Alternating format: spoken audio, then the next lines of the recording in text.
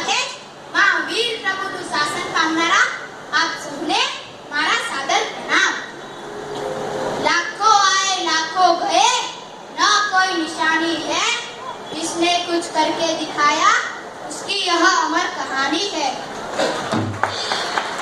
एक वक्त आसमाનમાં ચંદ્રએ સૂર્યની સામે ફરિયાદ કરી કે જગતના અમૃતલ ઉપર એક ચંદ્રનો ઉદય થયો છે, તેથી લોકો મને ભૂલી અને તેની પાસે જાય છે। સૂર્યએ જવાબ આપતા કહ્યું કે તે ક્યારે જગતના ચંદ્રના દર્શન કર્યા છે? ચંદ્રએ કહ્યું ના। સૂર્યએ જવાબ આપતા કહ્યું કે જા પૃથ્વી ઉપર અવતરણ કરી અને તેના દર્શન કરી આવ। ચંદ્રએ આસમાનમાંથી પૃથ્વી ઉપર અવતરણ કર્યું અને ત્યાં સદવત બની જવાયું। વૈરાગ્યની નિર્મળ વાણી, તેજોમય કાયા, સંયમની સુવાસ, ત્યાગની પ્રતિભા, પ્રભુ ભક્તિની રસિક, આ બધા ગુણોના જેઓ સ્વામી છે તે છે પરમ પૂજ્ય આચાર્ય દેવેશ શ્રીમદ વિજય જગતચંદ્ર સુરી સરજી મહારાજા। કરબટિયા નગરમાં 1985 ની પોષી અમાસના દિવસે માતા ચંદનબાની કુશીએ જન્મ લઈ અને જયંતીલાલના નામથી સંસ્કારનું ઘડતર શરૂ થયું।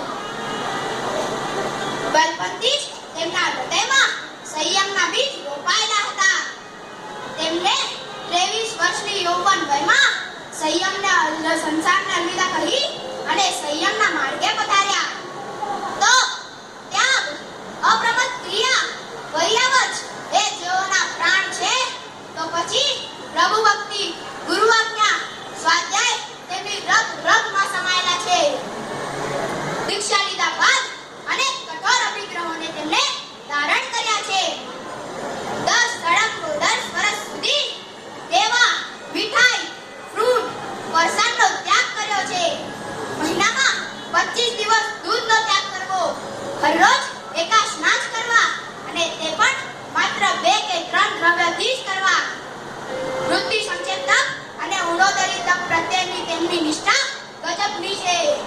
જીત દર્શન વિના મુખમાં એક પાણીનું ટીપું પણ ન નાખવું એવા પૂજ્ય ગુરુદેવશ્રીને સંકલ્પ છે, જેના કારણે વૈશાખ જેઠની ગરમીના દિવસોમાં પણ ક્યારેક રસ્તામાં અગર જીત દેરાસર ન આવ્યું હોય તો સડક 30 કે 35 કિલોમીટર સુધી પણ વિહાર કરવો પડે।